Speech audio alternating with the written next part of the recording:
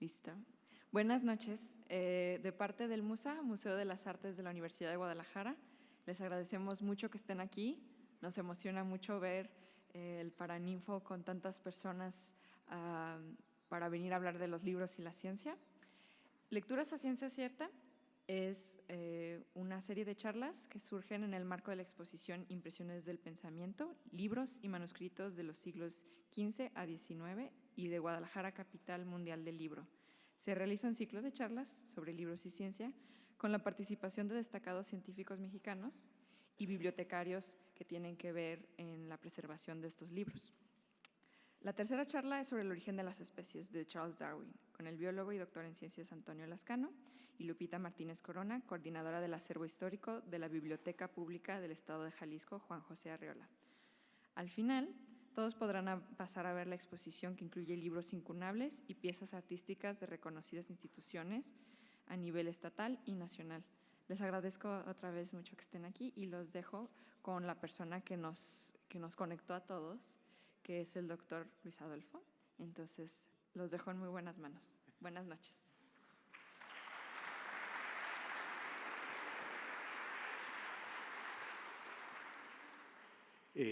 Me da mucho gusto ver a tanta gente, a unos repetidores y a otros por primera vez, ¿sí? Esta locura, esta ocurrencia es en gran medida gracias a la persona más culpable está ahí, Teresa Medrano, y su esposo Alfredo Sánchez, que me invitaron, aunque no lo crean, en febrero del 2020, a visitar el acervo de la Biblioteca del Estado de Jalisco, el acervo de las joyas de la corona, y luego me enteré pues de Guadalajara, capital mundial del libro, y dije, oigan, ¿y cómo no va a haber nada de libros científicos? Fíjense qué interesante, la invención del libro es un medio de transmitir información en el espacio y en el tiempo. El autor no sabe dónde va a terminar el libro ni cuándo se va a leer. Es un aparato formidable de información. Fíjense, va mucho más allá del mundo de la diversión, ¿no? O sea, estamos mandando información al futuro y no sabemos a dónde. Piensen en el libro así, ¿no? A veces, no, el libro objeto, el libro de arte, no. El libro es información que viaja en el espacio y que viaja en el tiempo. Entonces, voy a introducir a las dos personas que nos van a platicar de libros. La primera es Lupita Martínez Corona, la encargada de lo que llegó a Guadalajara, y cómo llegó, por qué llegó, y ahora es parte del acervo del Estado de Jalisco en comodato con la Universidad de Guadalajara.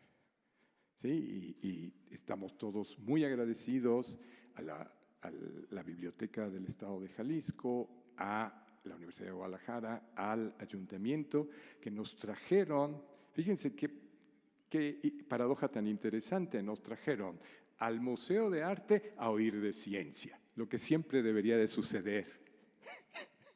En el Museo de Arte es el mejor lugar para oír de ciencia. Bien, Lupita, aquí presente, es licenciada en Letras Hispánicas de la Universidad de Guadalajara y desde el 2003 trabaja en la Biblioteca Pública del Estado de Jalisco. Hizo un diplomado de libro antiguo impartido por la UNAM. Luego tomó un diplomado experto universitario en libro antiguo, tanto en la parte administrativa, de gestión. Estoy seguro que Lupita sabe muchísimo y se ha peleado más de una vez con los del aire acondicionado, de la humedad, de la temperatura, de la salinidad y todo eso. La pura ciencia es lo responsable de la civilización.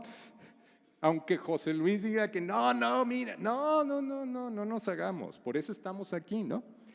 En el 2005 colaboró en el Seminario de Instituciones Novohispánicas y tuvo a su cargo la paleografía. Paleografía es cambiar, leer, entender y volver legible, ponerlo en PDF, un documento antiguo.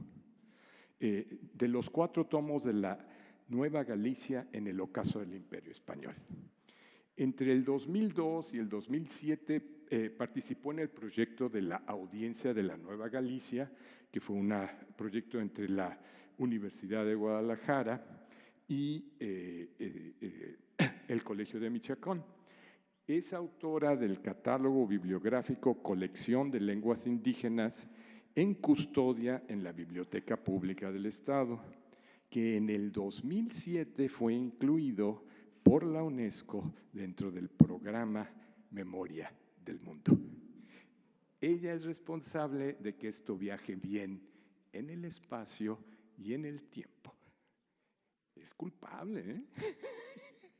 Bien, y desde el 2015 funge como coordinadora de la Biblioteca Histórica de la Joya de la Corona, de las piezas más valiosas de la colección de la Biblioteca Pública del Estado, Juan José Arriola. A la otra persona que de veras que le agradezco muchísimo a Toño, no tienen idea del gustazo que me dio cuando les lancé a mis cuates del Colegio Nacional, oigan, ¿quiénes le entran? Y el primero que respondió fue Toño, no, sí, la idea está muy bonita. Bueno, Antonio Lascano es originario de Baja California, estudió la licenciatura en Biología y el doctorado en Ciencias en la Facultad de Ciencias de la UNAM y ha estado ahí en la UNAM desde entonces, o desde antes yo creo, ¿no? Pues empezaste a estudiar ahí, ¿no? Bien, y es profesor emérito, tiene más de 45 años ahí en la universidad.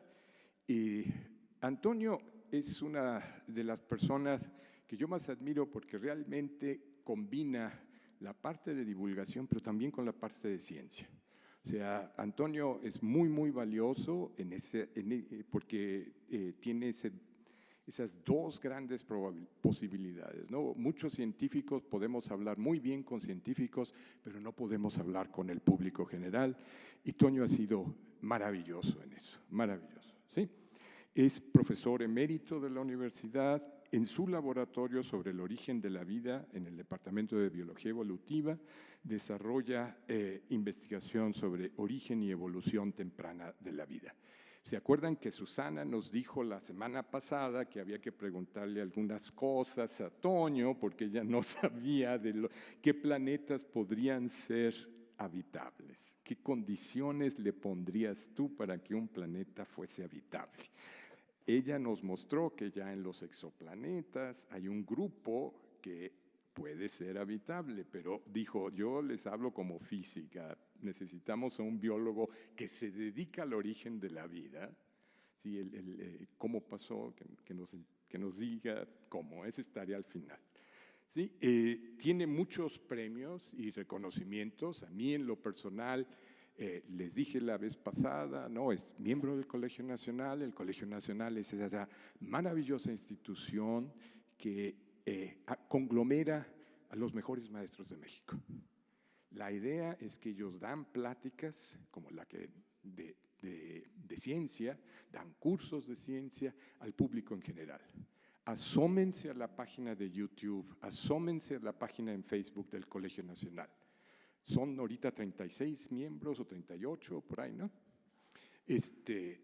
Y hay físicos, matemáticos, biólogos, poetas, traductores, historiadores, médicos, ¿no? Es todo el conocimiento humano, es un ejemplo de convivencia por el saber, ¿sí?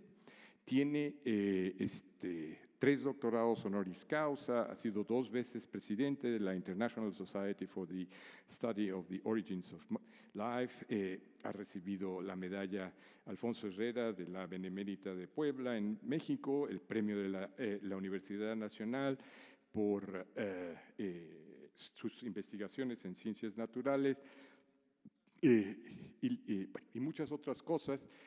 Pero lo más importante es empezar a oír aquí a los dos y otra vez agradecerles a todos los que creyeron en esta loquera, ¿no? Que se inició con Teresa y con Alfredo, que están aquí. Y les recuerdo que el próximo viernes no hay plática, pero el siguiente viene, el día 10, viene Jaime Urrutia, el que de veras sabe sobre la destrucción de los dinosaurios. Es miembro del Colegio Nacional.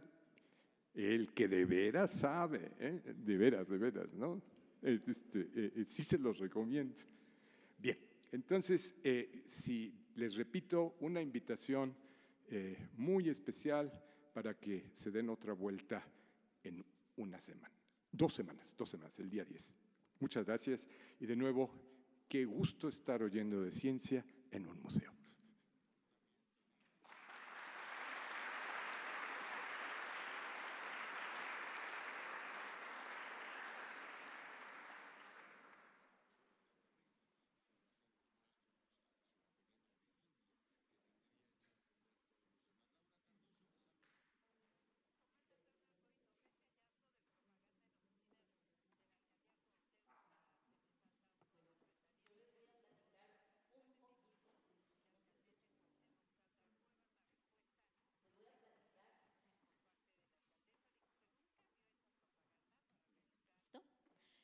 Les voy a platicar de manera muy general todo lo que tenemos en la Biblioteca Pública del Estado de Jalisco, Juan José Arriola.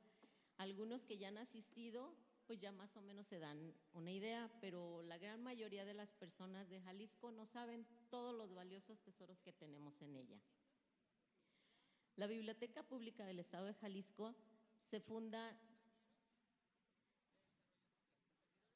en 1861 por el gobernador Pedro Gasón, en lo que es ahora el Museo Regional de Jalisco.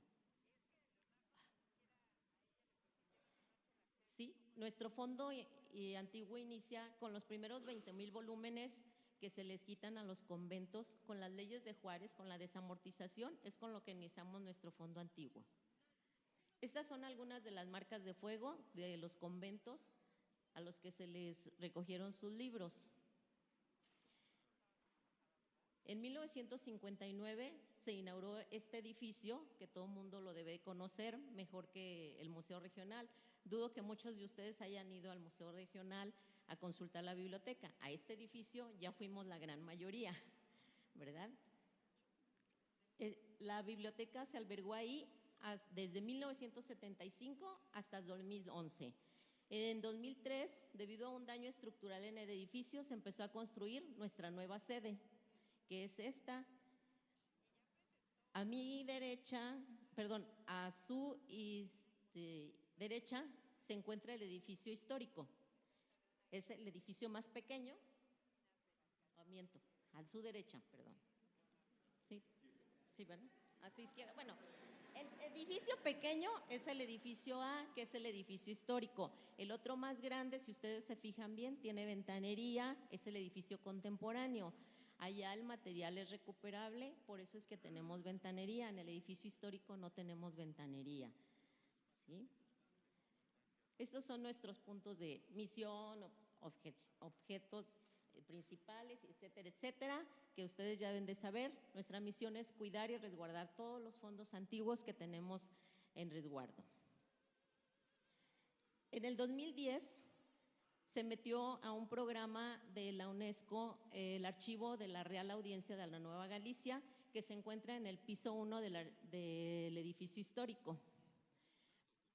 Pero no nada más tenemos el archivo de la Real Audiencia, ¿sí? Este archivo cubre estas 4 grandes ramas, que son el ramo civil, el criminal, el fiscal y los bienes de difuntos. También está el archivo del Supremo Tribunal de Justicia, que va desde 1824 hasta mediados del siglo pasado. También tiene 5 grandes ramas: el civil, el criminal, administrativo, libros de jueces y magistrados y el exámenes de abogados. Entre ellos tenemos el examen de Mariano Otero, les presumo. Bueno, tenemos otros fondos particulares, que son uno de los más importantes y más relevantes, el del ingeniero Matute Remos. Imagínense, tenemos todo lo que ustedes se puedan imaginar sobre transporte, sobre agua, sobre cómo movió el edificio de la Telefónica.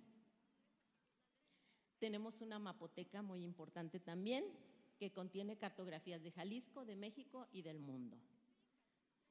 También en el piso 1 tenemos un laboratorio de digitalización.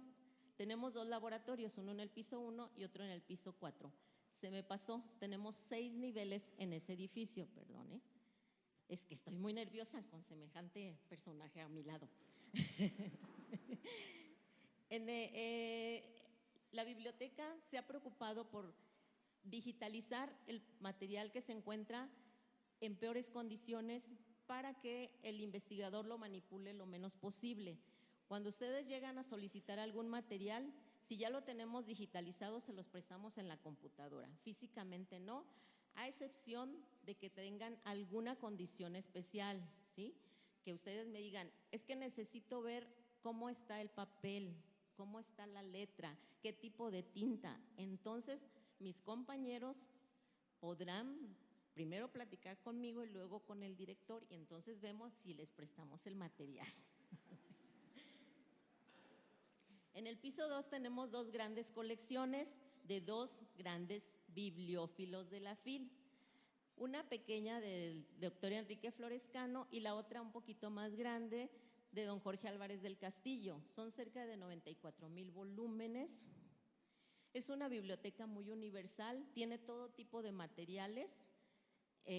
Varios de ellos están expuestos aquí en la exposición para que no se lo pierdan. La más icónica es la Biblia del Oso, que hasta tiene una vitrina especial, ¿verdad, Diego? Por eso se la prestamos a Diego, ¿no creen que no? Tenemos un manuscrito de Amado Nervo, un manuscrito del doctor Atl, o sea, es una biblioteca muy, muy interesante.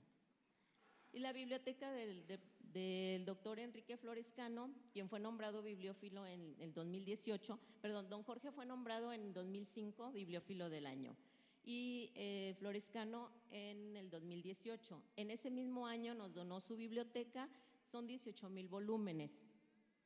Es muy interesante porque tiene muchos facsimilares de códices. En el piso 3 tenemos la hemeroteca histórica, periódico desde 1809, ¿sí? Hay un periódico que, bueno, a mí en lo particular me gusta presumir mucho, ¿sí? Viene Villa Guadalajara, no hay papel para imprimir y se imprime en papel de China. Entonces, imagínense estar leyendo el periódico en color rojo, rosa, en verde, o sea, es maravilloso. En el piso 4 también tenemos hemeroteca histórica, pero son publicaciones seriadas y lo tenemos dividido en 4 grandes grupos, ¿sí? Que es las publicaciones de Jalisco, las de México, las de los estados de la República y las mundiales. En el piso 5 tenemos cerca de 25 colecciones particulares de diferentes personajes ilustres de Guadalajara, no porque hayan nacido aquí, sino que se avecindaron en Guadalajara y se hicieron muy famosos aquí. Entre ellos está la del doctor Phil Wigan, que descubrió los guantimontones, la del primer arzobispo de Guadalajara, Pedro Espinosa y Dávalos, por mencionarles algunos. Tenemos de diferentes, ¿no? También de abogados, como Lorenzo Martínez Negrete, de literatos como Arturo Rivas Sáenz, el profesor Ernesto Flores Flores, y también tenemos ya resguardando nosotros el fondo antiguo de la Preparatoria de Jalisco. También en este piso comparte el archivo sonoro y visual. El archivo sonoro y visual contiene material de Emilio García Riera. Este fondo es muy interesante porque tiene todo lo que tiene que ver con cine, revistas, películas, microfilm, fotografía, todo lo que ustedes se puedan imaginar de cine lo tenemos en este fondo. Tenemos el fondo de Alberto Gómez Barbosa, un fotógrafo de mediados del siglo pasado que nos donó una gran cantidad de fotografía. Tenemos todo lo que tiene que ver en grabaciones de Radio Universidad de Guadalajara. Y bueno, llegamos a nuestra joya de la corona, como bien dijo nuestro presentador, el piso 6, que son los tesoros bibliográficos. Siempre les aclaro, no es porque sea lo más valioso que resguarda la biblioteca. Los 6 pisos son muy valiosos, pero el piso 6 resguarda lo más antiguo que tiene la biblioteca, ¿verdad? ¿Sí? En esta área tenemos los tesoros bibliográficos, los incunables, las misceláneas, la colección de lenguas indígenas. Solo tenemos 15 incunables. Bueno, somos afortunados, hay quienes no tenemos ninguno, ¿verdad? Tenemos los primeros impresos europeos, que son 3,000 y algo, más o menos, ¿verdad? Tenemos una colección de manuscritos. Esta es nuestra mejor joya, que es, ahorita ustedes la pueden ver expuesta aquí, el Copérnico, que es el único de primera edición que existe en América Latina. Todo el mundo luego me pelea, es que en la Palafoxiana hay uno, sí, pero es segunda edición, perdónenme, pero es segunda edición, ¿verdad? Sí. Y bueno, nuestra colección de lenguas indígenas, que en el 2007 fue nombrada Memoria del Mundo por la UNESCO, es una colección que se hizo con fines de evangelización. Son libros escritos por los frailes para poder evangelizar a los indígenas.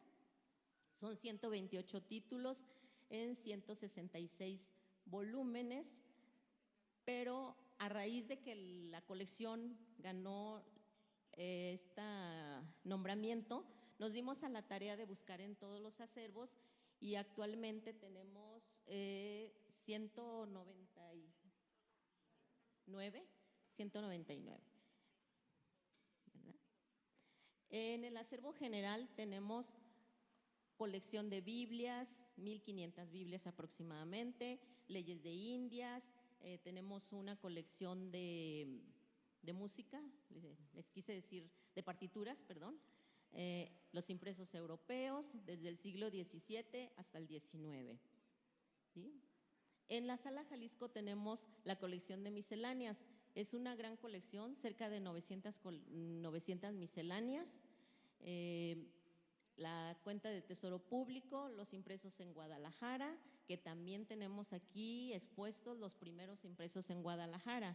Como todos sabemos, para nuestra desgracia, a Guadalajara llega muy tarde la imprenta, entonces, pues, nosotros nada más tenemos 3 impresos que salieron en 1793. Los que saben dicen que hay como 13, pero nosotros les podemos decir que tenemos 3 en la biblioteca, ¿sí? Bueno, y ya les voy a hablar, esto es así en panorama muy general lo que tenemos en los 6 niveles del edificio histórico. El edificio mantiene los 365 días del año una misma temperatura, una misma humedad, una temperatura de 18 a 20 grados, una humedad relativa de 45 a 55%, la luz que manejamos es fría, el sistema contra incendios es de polvo. Siempre hago reír a todos mis visitantes porque les digo, los bibliotecarios nos morimos, pero los libros quedan. No se crean, no nos pasa nada, pero es importante decir, los libros no se van a mojar si llegara a acontecer algo extraordinario, ¿sí? El edificio carece de ventanería para que no entre la luz solar. A la hora de hacer un préstamo como tan grande que hicimos a Musa, por ejemplo, en este caso llegó Diego con mi compañera Celia, a la hora que él nos pide material, nosotros le sugerimos otros, entonces ya él decide de todas las maravillas, luego dice, ya no me enseñan porque ya no sé qué llevarme, ¿verdad? Entonces, como en todos los equipos, es multidisciplinario, tenemos que coordinarnos todos, entonces no nada más trabajamos 2 personas o 3, trabajamos todos los del edificio para que esto se llevara a cabo. Después de eso se tiene que pedir se tiene que meter un oficio dirigido al director de la biblioteca, ya que él da su venia, entonces pues empezamos, ¿no?, a escoger el material, se hacen los avalúos, se tramitan las pólizas de seguro, se contrata quién los va a trasladar, se hace un convenio y bueno, el restaurador se encarga de venir a ver que esté en las condiciones en que tenemos el material resguardado para que no sufra daños ni alteraciones. Igual fue muy bueno porque coincidimos tanto los restauradores de aquí como los de allá en todo, ¿verdad? Y bueno, Esta es un poco la manera, el embalaje que hicieron los compañeros del MUSA para poderse traer el material, ¿sí? Nosotros generalmente ponemos el material en unas guardas de primer nivel con papel libres de acidez para que no dañe el libro, y mis compañeros, porque ya somos compañeros de esta exposición, hicieron las cajas especiales para poder montar cada libro y como ustedes pueden ver, ahí se fue poniendo libro por libro, después se fueron colocando en las cajas, se sellaron y por supuesto tuvieron que salir en un vehículo oficial con un comisario, etcétera, etcétera. Y bueno, esto es todo lo que yo les quería platicar un poco de lo que hacemos en la biblioteca. Muchas gracias por escucharme, espero no haberlos aburrido y estoy a sus órdenes en estos correos.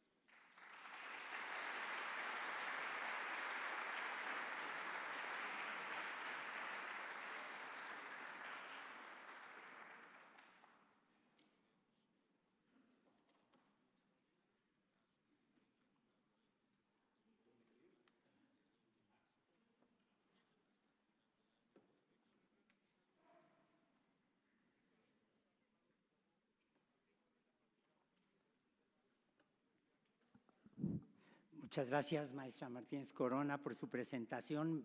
A mí me conmueven mucho los libros. Yo creo que a todos los que estamos aquí nos conmueve mucho la idea misma del libro. Y nada más no se olviden, los libros son tan importantes que por eso los censuran y los queman en algunos lugares. Por eso hay censura de libros en Irán, por eso hay censura de libros en la República Popular China, por eso hay censura de libros en la Rusia de Putin, por eso hay censura de libros en la Cuba castrista que todavía existe. Y en realidad, si nos fijamos, el libro, como bien decía el doctor Orozco, es un mecanismo extraordinario que puede viajar en el espacio y en el tiempo. Y cada vez que uno abre un libro y lee algo de él, lo está multiplicando en nuestra propia mente. Cuando a mí me invitó mi amigo el doctor Luis Orozco a venir con ustedes, acepté de inmediato por muchas razones. Una de ellas es que siempre me ha impresionado la extraordinaria vitalidad histórica que tiene la cultura en Jalisco y en Guadalajara en particular. Asombra el número de mujeres y de hombres que jugaron un papel esencial en el México contemporáneo a partir del trabajo que hicieron en el pasado. Me conmueve mucho estar en una universidad que respeto enormemente por su trabajo de investigación, de docencia, de divulgación. Y lo tengo que decir porque esta es la cuarta vez que tengo la fortuna de hablar en este recinto. Me conmueve estar a punto de ser aplastado por la obra trepidante de Orozco. Eso es una sensación que yo creo que todos los mexicanos tenemos. El que haya una exposición que se llame Impresiones del Pensamiento es una elección afortunadísima, extraordinaria, para una exposición sobre libros antiguos. Porque finalmente cuando uno lee, aunque sea en una edición moderna, en versión rústica, algún clásico, está estableciendo un diálogo con los hombres y las mujeres que nos precedieron. Si yo abro la Ilíada de Homero, estoy platicando con Homero. Si yo abro el libro de Copérnico, que por primera vez he visto en mi vida, en su primera impresión, en una edición Príncipe, estoy confrontándome con Copérnico. Y si yo leo El origen de las especies de Charles Darwin, en realidad no solamente estoy dialogando en mi fuero interno con Darwin, sino que además me doy cuenta que lo que está ocurriendo es que su obra es esencial para entender el por qué ahora tenemos que usar un cubrebocas. Uno suele pensar cuando habla de evolución biológica, en la extinción de los dinosaurios o la aparición de los neandertales o el surgimiento de las plantas con flores, pero si se dan cuenta, uno de los grandes problemas que tenemos en nuestros días, tanto es así que se clasifica como uno de los riesgos para la humanidad en un futuro inmediato, es el transporte horizontal de genes, que ha provocado una extraordinaria resistencia a los antibióticos en bacterias patógenas que antes podíamos acabar sin ningún problema. Si ustedes se fijan, hoy todos hablamos de variantes como Omicron del SARS-CoV-2 o las subvariantes y tenemos dudas en este momento, hoy en día. Si ustedes se asoman a lo que se publicó hoy en la mañana en todos los grandes centros de investigación, van a ver que tenemos grandes dudas sobre si la variante actual que está circulando, la BBA 1.5, es más o menos agresiva que las variantes que las precedieron.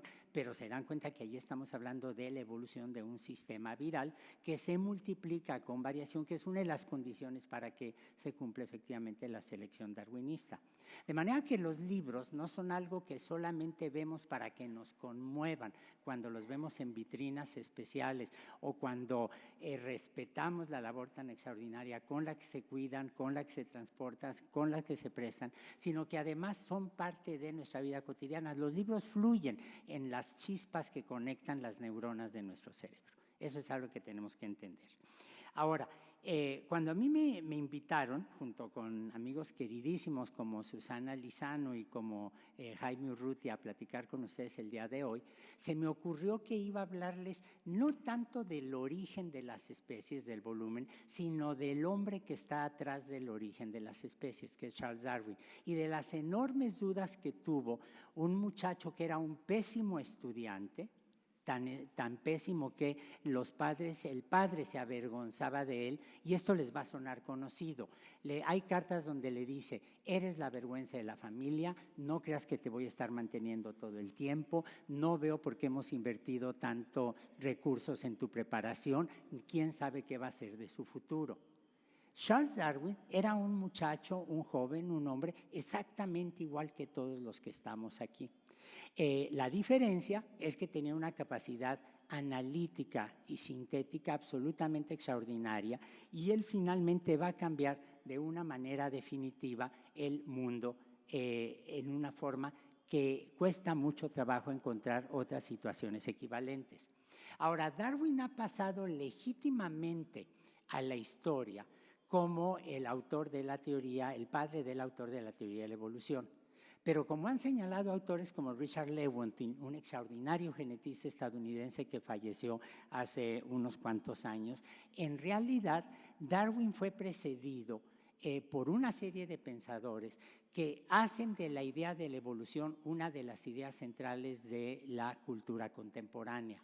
El primero que habla de evolución no fue un biólogo, no fue una naturalista. El primero en hablar de evolución fue un filósofo, Immanuel Kant, que propone a finales del siglo XVIII la idea de que la Tierra es el resultado, junto con el resto del sistema solar, de una nube de material que se va condensando hasta formar el Sol, y de un disco que gira a su alrededor se van a formar los planetas. Allí, por primera vez, el universo deja ser ese universo mecánico de relojería de Isaac Newton para convertirse en un universo dinámico. Y finalmente, se dan ustedes cuenta, el propio Kant lo decía, Kant está representando uno de los grandes herederos de la Ilustración. Nosotros somos hijos de la Ilustración.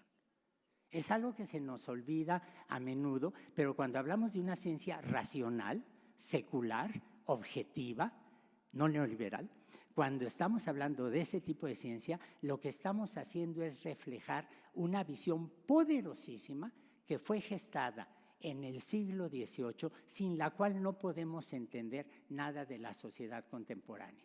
Y esta idea se prolonga, se extiende hasta la ciencia, de manera que Kant habla del origen del sistema solar como un sistema que está cambiando en el tiempo, y luego usando ese instrumento poderosísimo que tiene la cultura, que son las matemáticas, el Marqués de Laplace le da una forma cuantitativa. Y hay una anécdota que creo que es muy importante tener presente. Cuando Napoleón I, que era un hombre brillante, recibe una copia de la mecánica celeste del Marqués de Laplace, revisa de inmediato el índice y le dice al Marqués delante de toda la corte, cuenta la anécdota: señor Marqués, usted habla de mecánica celeste, pero no veo en el índice de su libro la palabra Dios. Y entonces el Marqués de Laplace le contesta de inmediato: Majestad, esa es una hipótesis que no necesité para escribir mi libro. Y se dan ustedes cuenta que aquí hay algo absolutamente fascinante. Hace unos años hubo un cardenal en Guadalajara, que lo mismo ha tenido gentes como Lupe Marín, que José Clemente Orozco, que cardenales como el que voy a mencionar, que quiso prohibir la enseñanza de la evolución. El problema no eran las preferencias ideológicas del cardenal, porque finalmente somos un país en donde la gente puede tener la religión que quiera o no tenerla. Lo que el cardenal no se había dado cuenta, y lo que muchos detractores de la evolución no se dan cuenta, es que a la teoría de la evolución le tiene sin cuidado si Dios existe o Dios no existe. La teoría de la evolución, cuando la pensamos en biología, es una teoría que me quiere explicar el pasado, el origen de la diversidad biológica del pasado y el origen de la diversidad biológica del presente. La teoría de la evolución, sea aplicada al origen del sistema solar o a la transformación de bacterias en bacterias patógenas, no quiere demostrar que Dios no existe o que Dios sí existe. Eso es un asunto privado. Y hay muchísimos evolucionistas que son creyentes y que sin embargo no tienen ningún problema para generar grandes trabajos sin los cuales no podemos entender la biología contemporánea. Y si ustedes se fijan, el listado de las personas que preceden a Darwin es extraordinario. Malthus, que mis amigos muy de izquierda detestan porque creen que estaba empeñado en controlar la población humana, imponiendo controles sobre los pobres, cuando en realidad él estaba profundamente preocupado por la situación patética en la que vivían los pobres de Inglaterra.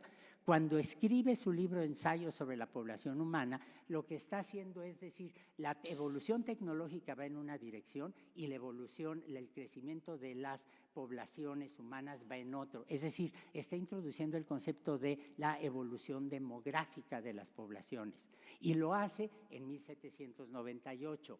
Lamarck, que escribe en 1809 la Philosophie zoologique, que se convierte en el acta de nacimiento o en la fe de bautismo de Charles Darwin, porque ese es el año en el que Darwin nace, habla de la evolución biológica de una manera extraordinariamente sistemática. Lyell, que le enseñó geología a Darwin en 1830, habla de la evolución de la superficie terrestre.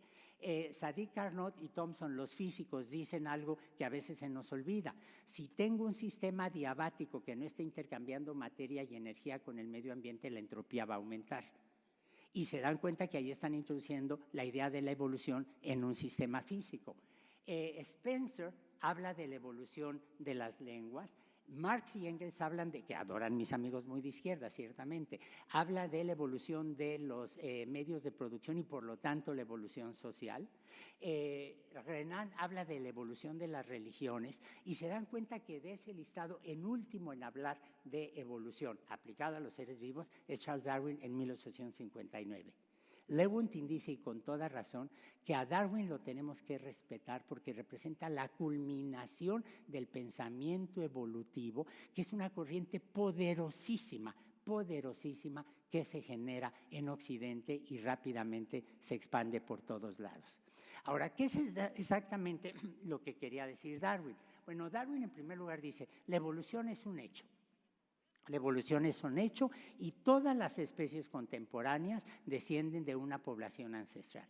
Y lo segundo que quiso decir Darwin es que el mecanismo de la selección natural es la forma responsable de la extraordinaria diversidad que tenemos de los seres vivos. Este es el mensaje de Darwin. Y Darwin lo que hace es, lo publica en 1859 en un libro que sale a la luz en noviembre de 1859 en Londres y se agota de inmediato la primera edición. Ustedes pensarían, bueno, se agotó de inmediato porque había una ansiedad enorme para conocer el libro. Se anotó de inmediato porque el dueño de una librería se dio cuenta de la importancia del libro y compró la edición completa. Y luego se dedicó a revenderla a precios extraordinarios. De manera que desbaratemos algunos mitos, pero el libro ya estaba allí. Y la idea central de Darwin, que era la que ustedes ven en el panel del lado derecho. En el panel del lado derecho. Darwin era un pésimo dibujante, era un observador extraordinario, pero era un pésimo dibujante. Pero en este arbolito que ven ustedes aquí, con 3 ramas continuas y una serie de líneas punteadas, está representada la idea esencial de Darwin. Hay una población ancestral que se diversifica. Y las líneas punteadas en la iconografía occidental siempre quieren decir algo que a lo mejor va por allí. Darwin era extraordinariamente crítico y pone líneas punteadas porque nos está diciendo algo central. Cualquier filogenia, cualquier propuesta de relación evolutiva, cualquier descripción de la evolución es una hipótesis y mi hipótesis puede estar equivocada. Y ahí tenemos una lección espléndida, sobre todo para los estudiantes de cualquier disciplina. Yo puedo postular un mecanismo, pero el mismo Darwin fue de una prudencia extraordinaria cuando efectivamente lo dibujó. Ahora, ¿quién era Darwin? Miren, en los últimos 4 años se han acumulado una serie de documentos extraordinarios que nos permiten reconstruir la biografía de Darwin. Nace en el seno de una familia de lo que llamarían hoy la alta burguesía inglesa, de las clases altas, no había título nobiliario. Por el lado materno descendía de un industrial extraordinariamente innovador, Joshua Westwood, que era parte de una sociedad llamada la Sociedad Lunática. Se llamaban a sí mismos la Sociedad Lunática porque eran, con ese espléndido humor inglés, un grupo de intelectuales que se reunían en las noches de luna llena para discutir problemas como el sistema monárquico inglés, la necesidad de dar la libertad a las colonias estadounidenses y enfatizar la lucha contra el esclavismo. O sea, se dan cuenta que eran un grupo de personas con las que de manera natural simpatizaría uno.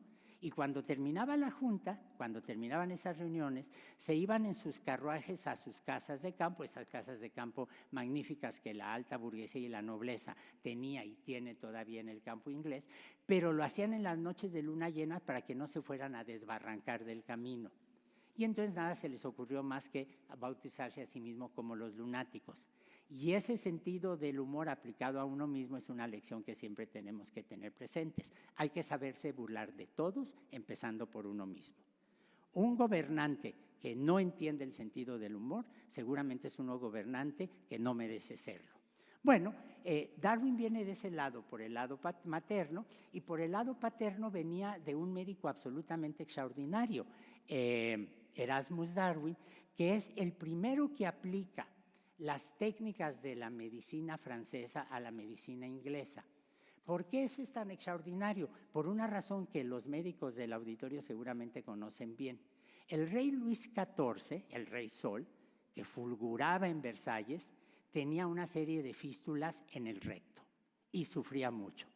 Y entonces el cirujano real dijo, pues vamos a tratar de cerrar esas fístulas, vamos a tratar de cerrar esas heridas, pero no voy a experimentar con su majestad el rey. Y entonces lo que hizo fue pidió a una serie de prisioneros, bueno, no más bien pidió, más bien les puso a una serie de prisioneros en posición supina y probó allí si las herramientas que había desarrollado eran las correctas. Hoy en día tenemos una serie de reglas éticas que nos prohíben experimentar con los humanos, pero en ese momento el médico real y sus ayudantes perfeccionaron la manera de curar al rey de sus fístulas y almorranas, las aplicaron luego a su majestad Luis XIV, que pudo seguir gobernando sin mayor problema.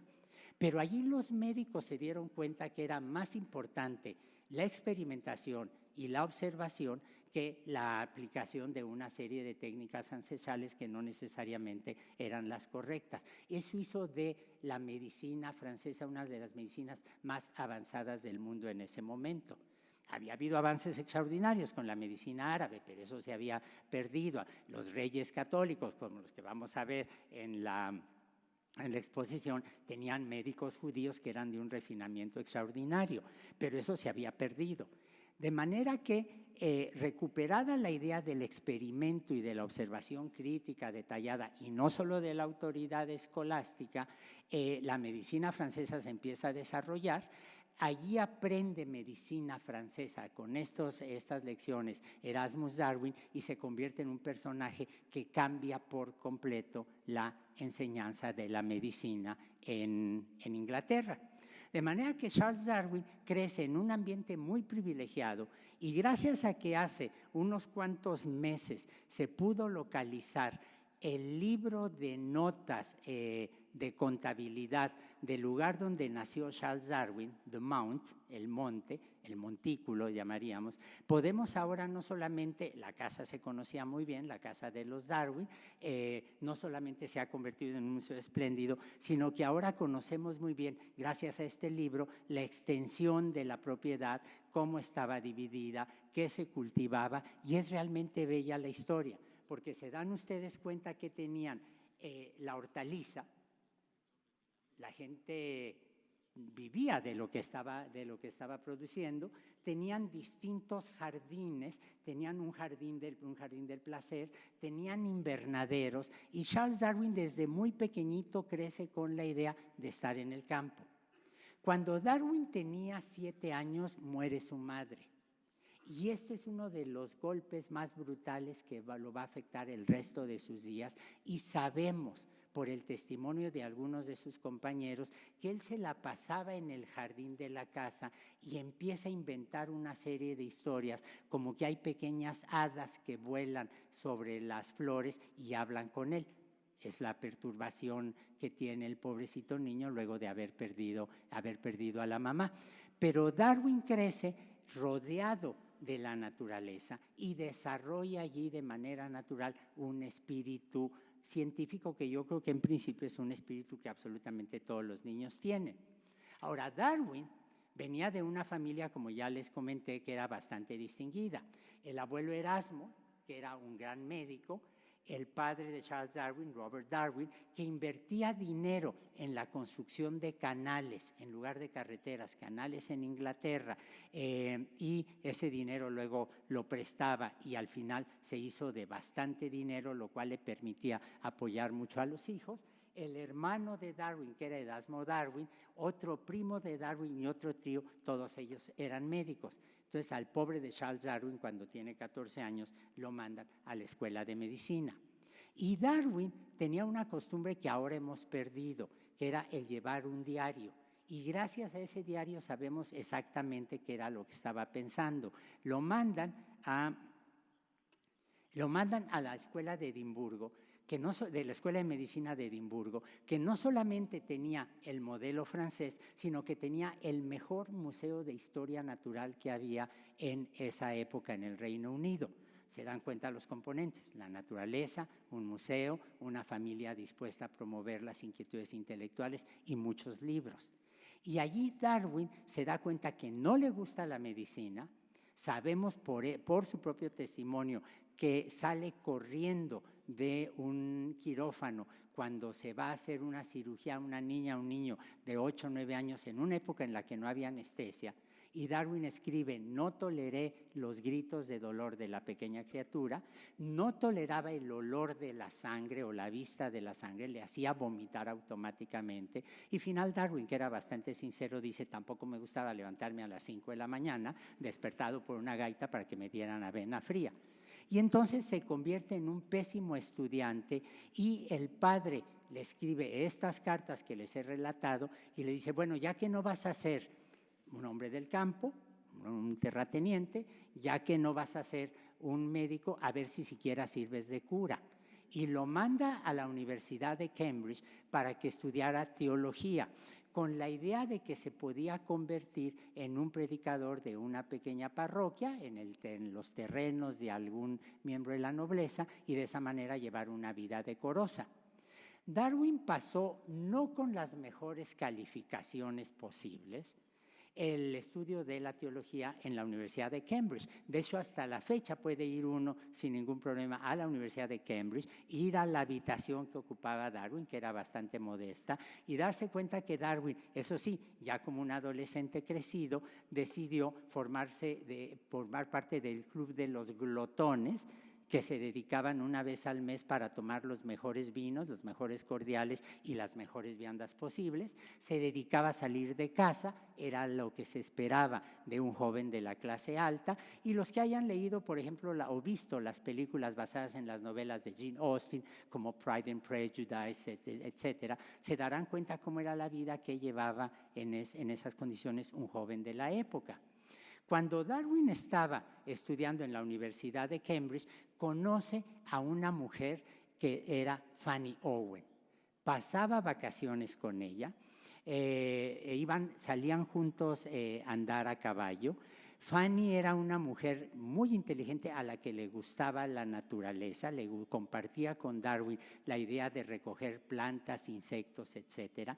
Y Darwin la describió en una carta, y déjenme poner el equivalente en México, como la pachoncita más adorable de Shrewsbury, que debe haber sido una mujer extraordinariamente atractiva. Ella tenía muchas dotes para la pintura y hay muchas dudas si el cuadro que les estoy presentando aquí del lado derecho es un autorretrato o no, pero era la típica joven de clase alta que está en un cortejo, en un noviazgo con un muchacho de su misma clase y con el que comparte una serie de intereses comunes, entre otros el estudio de la naturaleza. Sabemos, porque hace año y medio salieron a subasta, que se cruzaban cartas de amor. Esta es una de las cartas de amor que Fanny le manda a Charles Darwin. Y aquí, en esta parte, no es fácil leerlo, pero dice: esta carta, después de ser leída, debe ser quemada, y si no, su recipiente arderá en el infierno hasta el fin de los tiempos. Lo mismo que hace una hora. Oye, mi amor, borra este WhatsApp, no lo vaya a ver tu papá. Es exactamente la misma idea. Pero además, se dan ustedes cuenta que la carta está escrita con renglones horizontales y renglones verticales, porque de esta manera la carta pesaba menos, se ahorraban en papel y por lo tanto se ahorraban en el costo del transporte de la carta. Uno lee las cartas de Darwin y se da cuenta que estaba profundamente emocionado de este noviazgo, pero termina la carrera enamorado, con una buena reputación de interés por las ciencias naturales, pero sin ningún futuro claro. Y aquí entra en acción un tío absolutamente maravilloso, que era Joshua Westwood, un hermano de su madre, que siempre protegió a Darwin extraordinariamente, a Charles Darwin extraordinariamente, terminó siendo su suegro de hecho, y le dijo: a ver, ¿por qué no te mandamos como acompañante de viaje en una expedición de la que todos ustedes conocen, que se va a organizar, pero el comandante de la nave, que era el capitán Fitzroy, era de la alta nobleza? Fitzroy era descendiente de un hijo bastardo de un rey y no se podía sentar a la mesa a comer y no podía tener como acompañante de viaje a un plebeyo, a un marinero. Tenía que tener o a un noble o a un miembro de la clase alta. Y Josh Westwood, habla con el capitán Fitzroy y le pide que acepte al joven Charles Darwin como un acompañante de viaje. Darwin no se subió al Beagle como un naturalista. Darwin se subió al Beagle y se subió, como vamos a ver, con bastante reticencias. Se subió al Beagle como un acompañante de viaje.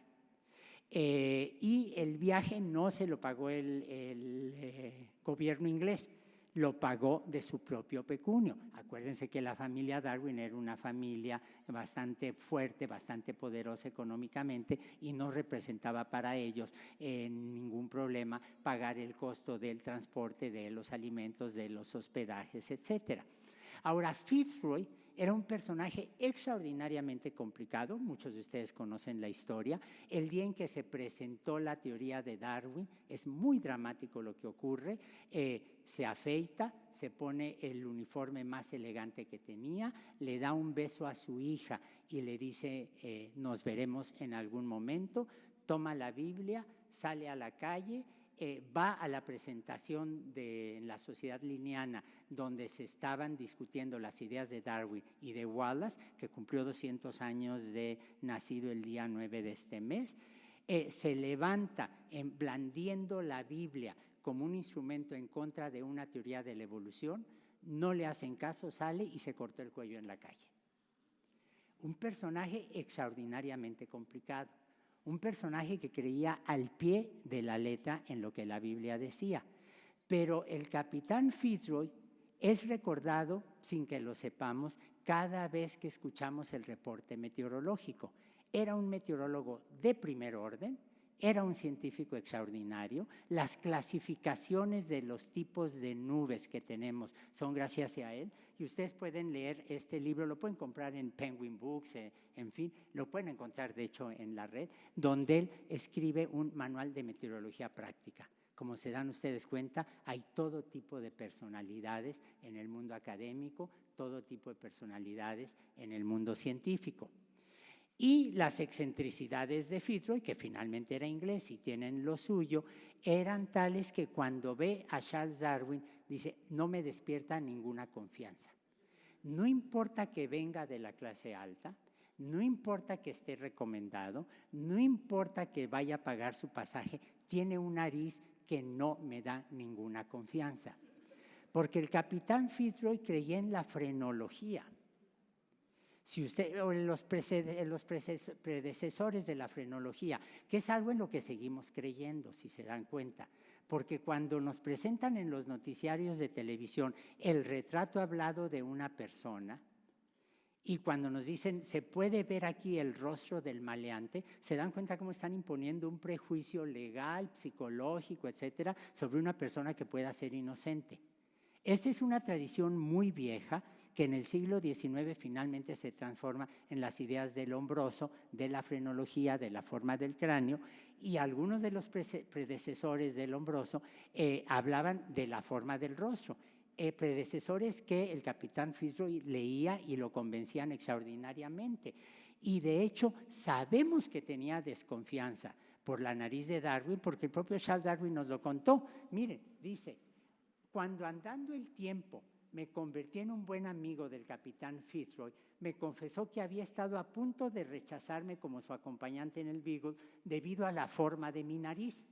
Él era un fiel seguidor de las enseñanzas de Lavater y estaba convencido que se podía juzgar la personalidad de una persona por sus rasgos faciales. Dudaba que alguien que poseyera una nariz como la mía tuviera la suficiente energía y carácter para un viaje como el que tendría que emprenderse. Afortunadamente, con el tiempo, se dio cuenta que mi nariz lo había engañado. Las propias palabras de Charles Darwin. Pero se dan cuenta todos los incidentes que pudieron haber evitado que el viaje tuviera lugar. Ahora, Darwin se va al puerto de Plymouth, de donde iba a zarpar el Beagle, y recibe una carta que le manda Fanny Owen. Y miren lo que le dice, Fanny Owen, la pachoncita, lo que le dice, mi querido Charles, espero que te diviertas y que seas el más feliz de los felices. Daría cualquier cosa por verte una vez más antes de que te vayas, porque me pone melancólica pensar en el tiempo que vas a estar lejos. Un amor de juventud de una enorme intensidad. Y Darwin llega a Plymouth, recibe estas cartas y estando ya en el puerto de Plymouth decide subirse al barco para ver cómo era y empieza a decir, el camarote que me toca es muy pequeño, es muy apestoso, no tiene suficiente luz, me estoy pegando con las vigas del barco a cada momento, no voy a poder sufrir, y empieza a tener palpitaciones cardíacas. Y empieza a tener palpitaciones cardíacas que lo convencen que se va a morir en cualquier momento de un síncope. Y no es tan distinto a los estudiantes que están seguros que no van a poder pasar el examen porque están temblando todo el tiempo o pierden el sueño o ganan en apetito. Y el propio Darwin nos lo describió. Dice, el tiempo que estuvimos en Plymouth esperando que el clima mejorara fueron los 2 meses más miserables que he pasado en toda mi vida. Comencé a padecer palpitaciones y un dolor agudo en el corazón, y al igual que todos aquellos jóvenes ignorantes que poseen algunos conocimientos de medicina, llegué a la conclusión de que padecía males cardíacos. Como estaba convencido que de conocerse mis dolencias no me dejarían embarcar, preferí no consultar a ningún médico y enfrentar valientemente los riesgos de la expedición. Un hipocondríaco de hueso colorado. Bueno, finalmente se embarcan. Y el barco efectivamente era un barco precioso, desafortunado, parecía una gaviota. Todos los dibujos, las pinturas que tenemos muestran un barco absolutamente maravilloso, ligero, con un comandante muy hábil. Era el segundo viaje del Beagle, el capitán Fitzroy lo conocía muy bien, la tripulación, marineros ingleses, era extraordinariamente experimentada, y a Darwin le toca en realidad estar en una cabina en la popa de la nave, una cabina que ahora conocemos exactamente cómo era. Él estaba muy cerca de la cabina del capitán Fitzroy, y tenemos este diagrama, siempre a la derecha, en donde pueden ver ustedes dónde estaba una mesa, dónde se colgaba la hamaca, dónde tenía espacio para guardar las muestras que iba recogiendo, dónde tenía un microscopio, pero Darwin era muy alto. Todos los Darwin que yo conozco, y he conocido a varios miembros de la familia, heredaron una altura considerable. Así es que el pobrecito de Darwin, que bien podría haber sido parte del equipo de básquetbol de la Universidad de Cambridge, le tocó ir agachado todo el tiempo del viaje. El barco zarpa finalmente, y el barco, como pueden ver ustedes, era absolutamente maravilloso. Dan unos deseos enormes de estar como navegando en esa zona. Pero estando a los 15 días de haber navegado, de haber zarpado, recibe otra carta de Fanny Owen, que le dice, me pides que no te vaya a olvidar. No tenemos las cartas de Fanny las guardó Darwin hasta el día de su muerte en su escritorio. No tenemos las cartas que Darwin le envió a ella. Vamos a ver enseguida por qué. Pero a pesar del amor tan intenso que tuvo Darwin por su mujer Emma, siempre guardó las cartas como se guardaban antes, atadas con un listón en un cajón de su escritorio. Y yo me pregunto si Emma las llegaría a haber leído en algún momento o no. Pero la última carta que sabemos que le envía a Fanny, la salieron a subasta, les decía hace poco, le dice, me pides que no te vaya a olvidar. Dudo que cuando regreses me encontrarás en casa, envejecida y tranquila, 3 años después. Pero donde quiera que esté, independientemente de los cambios que hayan ocurrido, nada cambiará la opinión que tengo de ti. Entonces, mi querido Charles, no hables de olvidos. Las muchas horas felices que hemos pasado juntos, desde el momento que éramos housemaid y postillón, los apodos que se ponían, como, a ver, mi corazoncito, sí, mi pichoncito, el equivalente, ¿sí? No, juntos no deben olvidarse, y ojalá que no tuvieran un final. O sea, Darwin se embarca completamente enamorado, pero embarcado, completamente enamorado, resulta que empieza a recibir unas noticias que no son tan alentadoras. Como les dije, Fanny Owen era bastante buena pintando. Ella le gustaba mucho copiar las reproducciones de los clásicos del Renacimiento, y de repente Darwin recibe y de repente a los 15 días de haberse embarcado, a los 15 días de haberle jurado amor eterno, se casó con otro. Cosi fan tutte, diría Mozart, ¿no? Se casó con Lord Biddulph, que era dueño de un castillo extraordinario, y Caroline, la hermana de Darwin, le envía una carta en donde le dice: espero que esto no signifique una gran tristeza para ti, mi queridísimo Charlie. Miren qué bonito le decía. Debes estar perfectamente seguro que Fanny siempre va a continuar siendo tan amable, tan amistosa y tan cercana a ti como siempre, y que le alegraría mucho el verte de nuevo, aunque me temo que eso de poco te servirá de consuelo. O sea, la pérfida se le casó a los 15 días después de haberle jurado amor eterno. Y díganme cuántos de los que están aquí no han tenido una decepción amorosa perfectamente equivalente. Me voy a hacer el doctorado y ahí me esperas. Sí, cómo no. Es exactamente la misma situación. Bueno, ahora, nunca más hubo una carta que sepamos de Fanny Owen y nunca más Darwin la volvió a mencionar. O sea, se ve que le pegó hasta la médula del corazón. Bueno, que el corazón no tiene médula, pero en fin.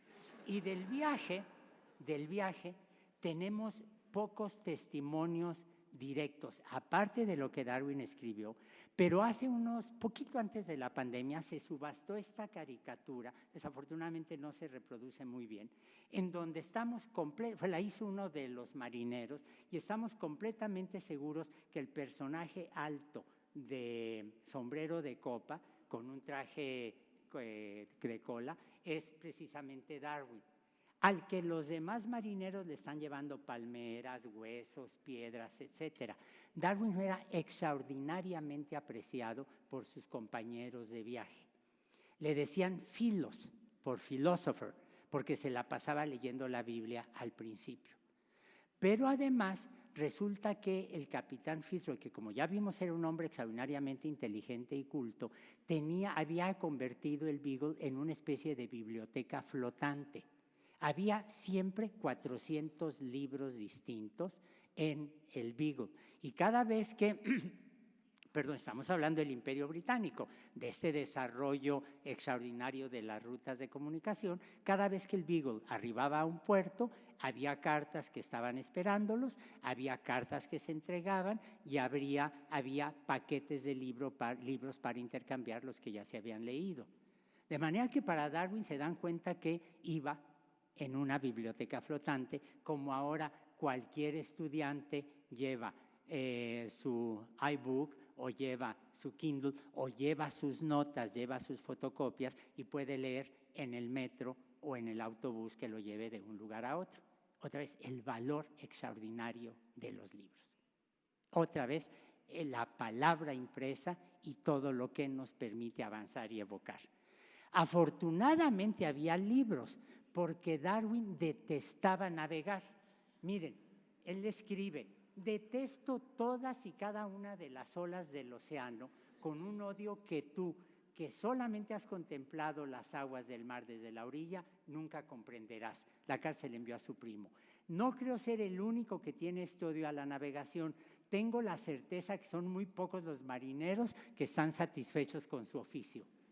Otra vez, son las cartas que ahora hemos recogido y están en libros y demás. Y el viaje era largo.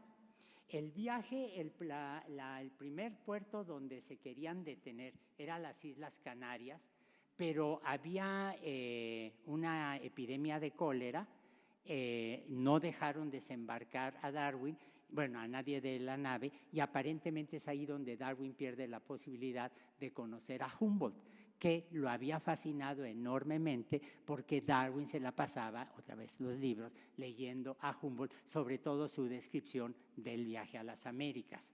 Entonces, por la pandemia de cólera que había, Darwin no puede desembarcar, se siguen, y las notas, desafortunadamente no la traigo aquí, pero las notas del capitán Fitzroy son fascinantes. Él escribe, cuando acaban de dejar las Canarias: si este no se calla, lo arrojo por la borda. Ya no lo aguanta. No se aguantaban, la relación, se acercaban, se rechazaban, pero el pobre Darwin la pasaba extraordinariamente mal como navegante. Miren, le dice: le doy gracias al cielo el no haber sido marinero. hace uno de los viajes más famosos, no solo de la historia de la ciencia, sino de la historia de la humanidad, y el pobre en realidad, en un viaje de 5 años, cada vez que arribaban a puerto, a Segura, inmediatamente se bajaba, se pasaba el tiempo que podía tierra adentro, y muchos hemos hecho el cálculo. De 5 años que duró el viaje, Darwin solamente pasó 1 año y medio a bordo. Hacía cuanto le era posible para poderse desembarcar. El viaje era largo, llegan desde luego a las Américas, y uno de los momentos más emocionantes en la lectura del libro del viaje de un naturalista, que es la descripción que Darwin hace de su viaje, es la impresión que le produce ver desde el barco, desde la orilla, las selvas brasileñas. Y se pueden ustedes imaginar ese encanto que cualquiera de nosotros tiene cuando va a la selva, o cuando va a un bosque tropical, o cuando está defendiendo, como lo han hecho muy bien aquí, una serie de reservas ecológicas, o cuando entra a un invernadero y se da cuenta de la extraordinaria fertilidad de la tierra. Y los pasajes más bellos que están realmente bordando en poesía por la calidad literaria son los de Darwin, precisamente cuando se topa por primera vez un muchachito que había crecido amando las plantas en un jardín espléndido, amando la huerta familiar, cabalgando con Fanny por los bosques ingleses, por los campos ingleses. De repente se topa con esa exuberancia sin igual que tienen los países de gran diversidad, como son los países latinoamericanos. De allí Darwin empieza a recorrer toda Sudamérica, y el libro de viajes de Darwin, que les sugiero porque es un libro absolutamente maravilloso, escrito con una pluma muy ligera, con una emoción absoluta, de un muchacho de 23 años, son extraordinarios. A mí en particular me conmueve muchísimo la descripción que hace Darwin de su amistad con los gauchos. Darwin amaba los caballos, se mete a la pampa, y cuando él está describiendo acampando en las noches con los gauchos, aprender a usar las boleadoras, parece uno que está leyendo a Martín Fierro o algunos de estos grandes autores sudamericanos que cuentan lo que es la vida en las pampas y en el campo. Fue uno de los momentos más felices de la vida de Darwin, de la vida en general. Y luego cuando llegan a Perú, hay un asomo de que a lo mejor el recuerdo de Fanny pudiera ser desplazada, porque en esta época, desde luego que eran recibidos por las clases altas, por el cónsul inglés, con algunos naturalistas y demás, y en estas épocas las mujeres de la clase alta peruana salían al mercado o a misa o a tomar el chocolate cubriéndose la cara a medias, con lo que yo creo que era una forma de coquetería musulmana. Y Darwin cae seducido por las miradas coquetas de las peruanas y habla en su libro de las tapadas, the very pretty señoritas. Así habla. O sea, Fanny empezó a quedar atrás, ¿no? Y el viaje prosigue. Y lo que es fascinante es que cuando, por ejemplo, Darwin llega a Tierra del Fuego, recibe un golpe brutal donde se ve que es un hombre de su tiempo, un hombre de un imperio que había sojuzgado de una manera terrible una serie de países y a las gentes que allí vivían. Para Darwin es un golpe enorme ver que los fueguinos viven en condiciones de un ambiente extraordinariamente hostil, ver cómo los fueguinos que el capitán Fitzroy había llevado, que se vestían de jaqué, que tomaban el té a las 5, en cuanto están con su gente inmediatamente se quitan la ropa occidental, se quitan la ropa inglesa, se ponen su taparrabo y se van a cazar las aves de la zona o a pescar. Y Darwin aquí dice, sí, todos los hombres somos iguales. No se olviden que venía de una familia que había estado fuertemente en contra de la esclavitud, pero se pregunta si no hay escalas de la inteligencia. Y hay que leer a Darwin no con un ánimo de crítica, sino con entendiendo que está reflejando una actitud de una época que pensaba que el hombre blanco, no las mujeres, el hombre blanco europeo eran los seres superiores de la humanidad y los demás estábamos abajo. Uno lo tiene que entender.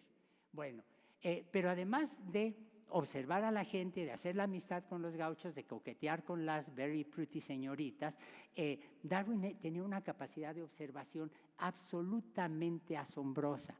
Y Darwin se da cuenta en las pampas que hay especies muy similares morfológicamente y en conducta que ocupan sitios parecidos. Y luego, para su buena suerte, él lo dice así, le toca un temblor brutal en Chile que desgaja unos cerros, permite ver unos fósiles y entonces se da cuenta Darwin que el registro fósil, ya se sabía desde luego, pero él lo vive, lo percibe, el registro fósil tiene una serie de especies que se parecen a las especies contemporáneas y se da cuenta que uno puede comparar un gliptodonte con un armadillo contemporáneo. Se da cuenta de la continuidad en el tiempo de formas, tal vez de conductas, de estilos de alimentación, de ambientes donde vivían, etc. Y luego hay una serie de organismos que lo perturban enormemente. Por ejemplo, cuando ve a Botrops, que es una víbora de cascabel, pero sin cascabel. Y entonces la pregunta natural es, ¿se perdió el cascabel? ¿Se ganó el cascabel? ¿Cuál es la relación entre estos organismos? Todo esto claramente lo está reflejando Darwin en su obra de una manera magistral. Es un muchacho de 23 años, 23, 24 años a lo sumo. Bueno, finalmente el Beagle, que continúa en su travesía, llega a las Islas Galápagos. Y las Islas Galápagos, como todos ustedes saben, son en realidad islas volcánicas extraordinariamente jóvenes. Estamos atestiguando, de hecho, el nacimiento de una nueva isla. Y allí el barco tuvo que fondear, tuvieron que calafatear el barco, piensen que eran barcos de madera que había que impermeabilizar con chapopote, tenía que hacer una serie de reparaciones y en realidad la estancia de Darwin en las Islas Galápagos no pasó de unas cuantas semanas y se topa con un paraíso tropical, por ejemplo en Floreana, que el dibujo es contemporáneo, que otra vez lo deja asombrado. Y empieza a hacer una serie de expediciones para recoger organismos, para recoger muestras, para recoger plantas, sube a algunos volcanes, hace una buena relación. Allí ya no había, nunca hubo en realidad nativos de las islas, pero hace una excelente relación con los colonizadores que venían todos de tierra firme. El barco, como les digo, fue reparado, son dibujos todos de época. Santa Cruz, que es un lugar que desde luego se puede visitar ahora, y allí Darwin, según el mito, que es eso, se encuentra con la diversidad de los pinzones. En realidad Darwin no tenía el conocimiento adecuado de ornitología para reconocer entre los distintos tipos de pájaros, pero los cazaban, los disecaban y los enviaban al Museo Británico de Historia Natural, en donde un gran ornitólogo, Gould, nada del Gould de los ensayos de biología evolutiva que todos hemos leído, los clasificó y muy pacientemente se sentó junto a Darwin para explicarle las diferencias. Pero el momento realmente fascinante, que es lo que lleva a Darwin a darse cuenta de que las especies están cambiando, es cuando se topa con las Galápagos, con las tortugas gigantes. Hay descripciones maravillosas de estos animales que hizo Melville, el autor de Moby Dick, porque, lo cito textualmente, dice, son como coliseos romanos en ruinas que caminan por la eternidad sin tener un destino fijo. Y en cambio, cuando Charles Darwin ve las Galápagos, se queda absolutamente fascinado porque está claro que está viendo un animal que viene de mucho tiempo atrás.